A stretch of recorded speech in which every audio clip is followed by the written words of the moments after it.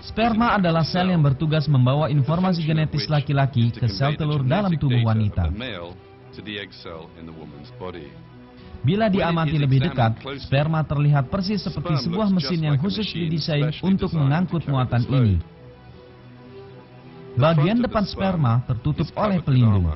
Terdapat sebuah lapisan pelindung lain di bawah lapisan pertama tersebut.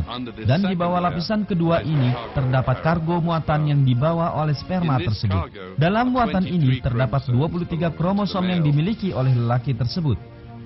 Segala informasi mengenai tubuh manusia, bahkan sampai yang paling detail, tersimpan dalam kromosom ini.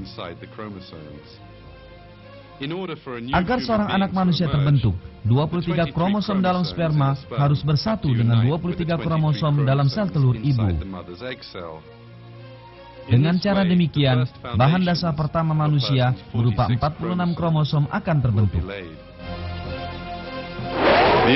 Sistem pelindung pada kepala sperma tersebut akan melindungi muatan berharga ini dari segala mara bahaya selama perjalanannya. Tapi, desain pada sperma tidak terbatas sampai di sini. Terdapat mesin bertenaga sangat kuat di bagian tengah sperma. Bagian belakang mesin tersebut terhubungkan dengan ekor sperma. Daya yang dihasilkan mesin ini memutar ekor bagaikan kipas angin dan memungkinkan sperma meluncur dengan cepat.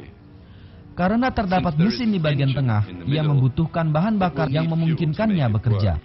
Kebutuhan ini telah diperhitungkan, dan bahan bakar paling produktif untuk mesin tersebut, yaitu fruktosa, telah tersedia dalam bentuk cairan yang melingkupi sperma. Dengan cara demikian, bahan bakar untuk mesin tersebut telah tersedia di sepanjang perjalanan yang akan ia tempuh.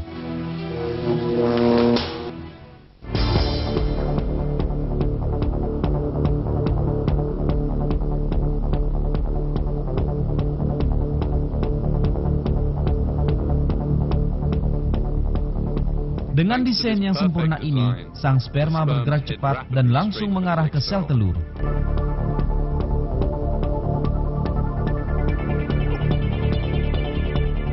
Ketika ukuran panjang sperma dan jarak perjalanan yang ia tempuh tersebut kita cermati, akan terlihat bahwa sperma layaknya sebuah mesin berkecepatan tinggi.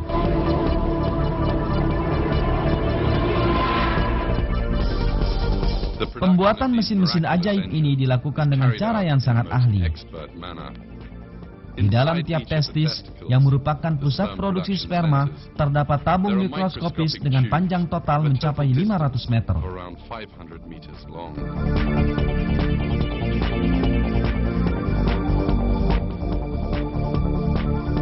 Proses produksi di dalam tabung-tabung mungil ini persis layaknya sistem perakitan menggunakan ban berjalan pada pabrik modern.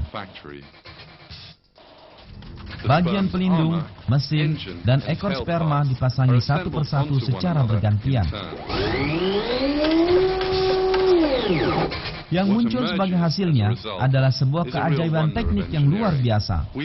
Kita hendaknya berpikir sejenak menghadapi kenyataan ini. Bagaimana sel-sel yang tidak memiliki kemampuan berpikir ini mengetahui bagaimana mempersiapkan sperma dalam bentuk yang tepat, padahal mereka sama sekali tidak mengetahui seluk-beluk tubuh wanita. Bagaimana mereka belajar membuat pelindung, mesin dan ekor yang akan dibutuhkan oleh sperma ketika berada dalam tubuh sang ibu?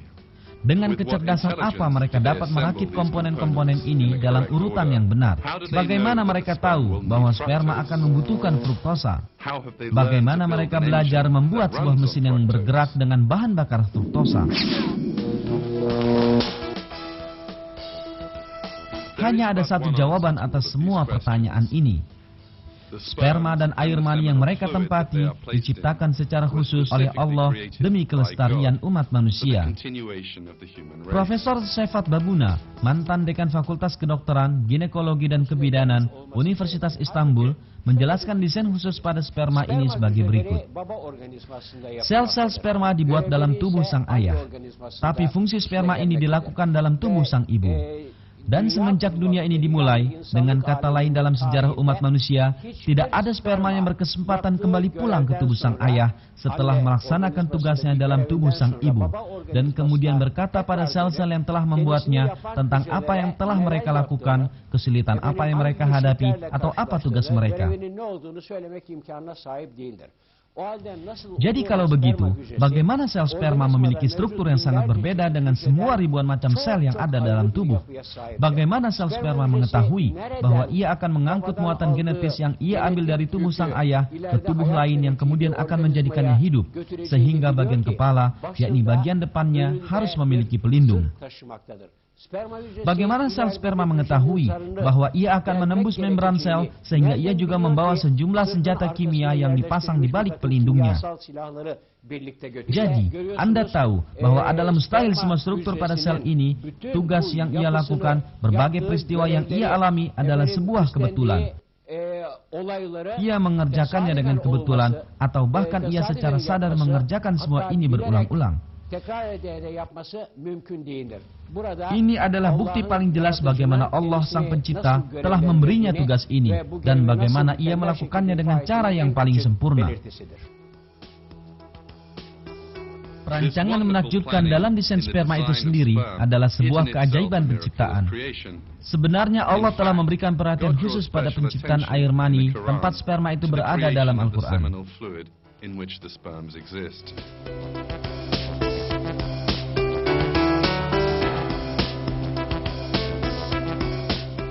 Kami telah menciptakan kamu, maka mengapa kamu tidak membenarkan hari berbangkit? Maka terangkanlah kepadaku tentang nuftah yang kamu pancarkan. Kamukah yang menciptakannya, atau kamikah yang menciptakannya?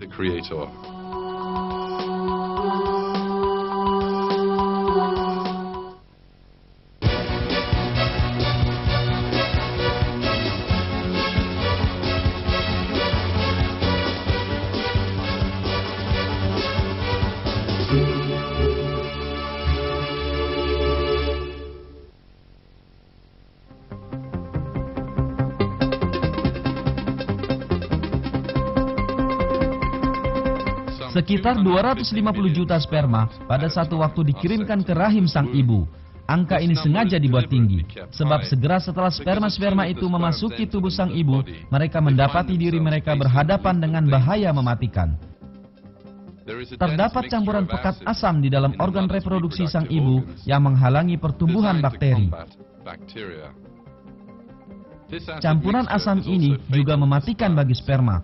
Dalam beberapa menit saja, dinding rahim diliputi jutaan sperma yang mati. Beberapa jam kemudian, sebagian besar dari 250 juta sperma tersebut akan mati.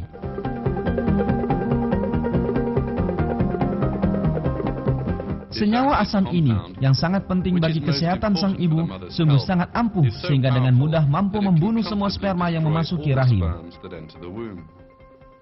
Pada peristiwa ini, pembuahan tidak dapat terjadi dan ras manusia akan punah.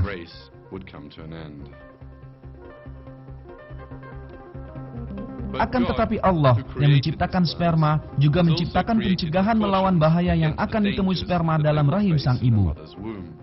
Pada saat sperma sedang diproduksi dalam tubuh sang ayah, senyawa basa ditambahkan pada cairan yang berisi sperma tersebut.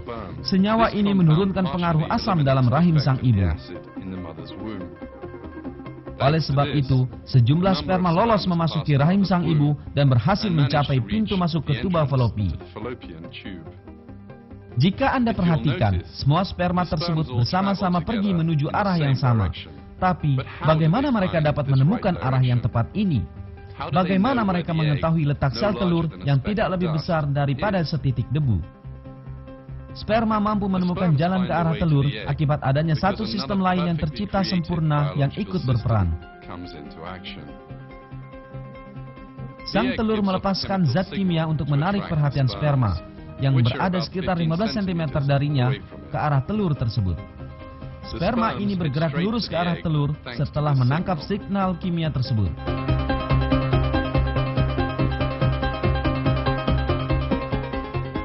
Singkatnya, sel telur yang sama sekali tidak mengenali sperma tersebut dan belum pernah berhubungan dengan mereka sebelumnya, memanggil sperma ini untuk datang padanya. Dua sel yang sama sekali belum pernah kenal mampu untuk saling berkomunikasi. Ini adalah satu bukti lagi bahwa telur dan sperma diciptakan dalam bentuk paling ideal satu sama lain.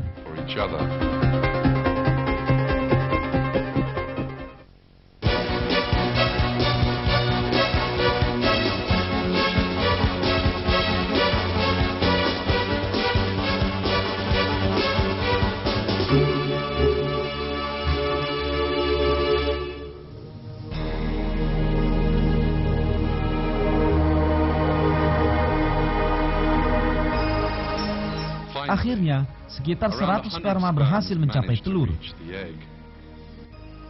Namun perlombaan belum usai. Karena hanya satu sperma yang diizinkan masuk dan berada dalam telur. Jadi, satu perlombaan yang lain lagi dimulai. Terdapat sebuah rintangan besar yang menghadang para sperma ini. Ini adalah lapisan pelindung keras yang mengelilingi telur, yang membunuh berbagai mikroorganisme yang tidak dikehendaki yang mendekatinya dan sukar untuk ditembus. Untuk mengatasi rintangan ini, sistem khusus telah diciptakan pada sperma. Di bawah lapisan pelindung pada kepala sperma, terdapat senjata-senjata rahasia yang hingga kini masih ia sembunyikan, yakni berupa kantung-kantung kecil berisi enzim-enzim pelarut. Kantung-kantung kecil ini membuat lubang pada penghalang pertama yang mengelilingi telur, yaitu lapisan pelindung, dengan melarutkannya sehingga sperma dapat masuk melalui lapisan ini.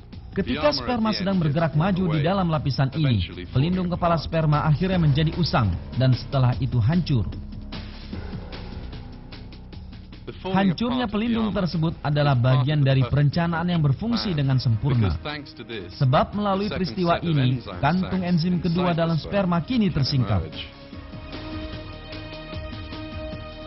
Hal ini memungkinkan sperma melewati penghalang terakhir yang menghadangnya. Dengan kata lain, menembus kulit telur.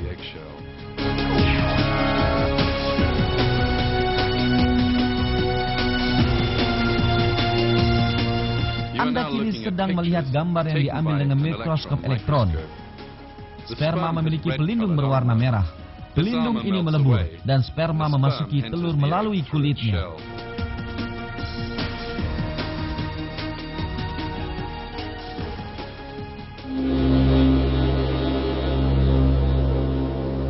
Gambaran sempurna tentang pertemuan antara sperma dan telur tidak berakhir sampai di sini. Segera setelah sperma mencapai kulit telur, keajaiban lain terjadi. Sang sperma tiba-tiba saja melepas ekor yang telah membawanya sepanjang perjalanan ini. Hal ini penting, karena bila sperma tidak melakukannya, maka ekor yang selalu tetap bergerak akan masuk ke dalam sel telur dan menghancurkannya. Pelepasan ekor oleh sperma menyerupai cara roket atau pesawat ruang angkasa melepaskan tangki bahan bakar dan mesin yang tidak diperlukan lagi ketika mereka meninggalkan atmosfer. Tetapi, bagaimana sperma kecil ini dapat melakukan suatu perhitungan yang rumit?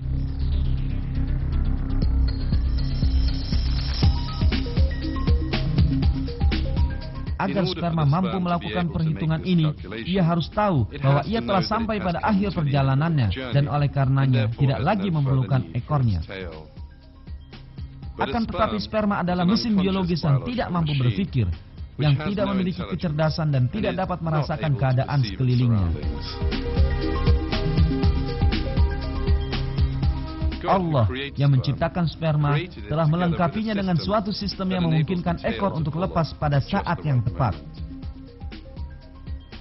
Sperma melepaskan ekornya, menembus telur dan meletakkan muatannya, yakni kromosom, melalui lubang yang ia buka. Proses pengangkutan data genetis dengan cara ini kini berakhir. Akibat dari berfungsinya secara harmonis ratusan sistem yang berada dan mandiri ini, data genetis tentang tubuh sang ayah berhasil mencapai sel telur. Seperti yang kita telah saksikan, bahkan sekedar penyatuan sperma dan telur hanya mungkin terjadi karena adanya suatu perencanaan dan desain yang sempurna, sehingga tidak menyisakan ruang kebetulan.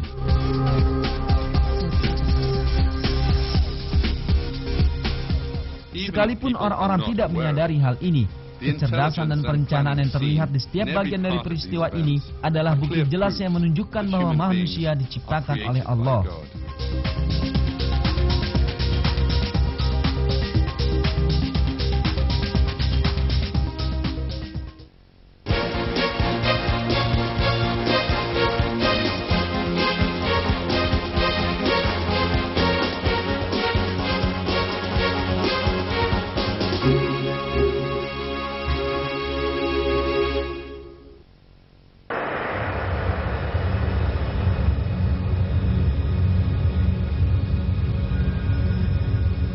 Anda sedang menyaksikan sebuah sel telur yang belum bergabung dengan sperma.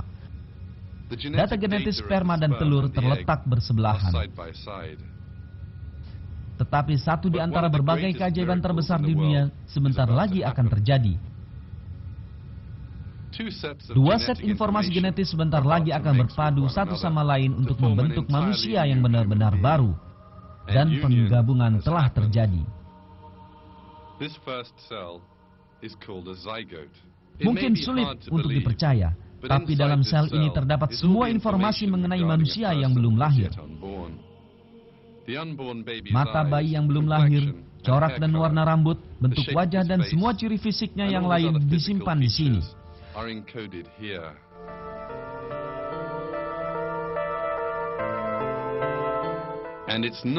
Dan bukan hanya penampakan luarnya, tetapi juga rangkanya, organ dalam, kulit, pembuluh darah, dan bahkan bentuk dan jumlah sel darah yang beredar melalui pembuluh-pembuluh ini, dan semua detail tubuhnya juga ditentukan di sini.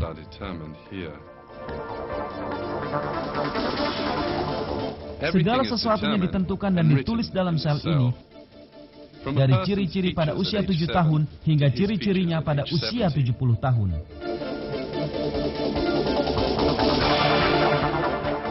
Segera setelah pembuahan, sel akan melakukan satu lagi pekerjaan yang sangat mengagumkan. Ia membelah, dan dua sel baru terbentuk.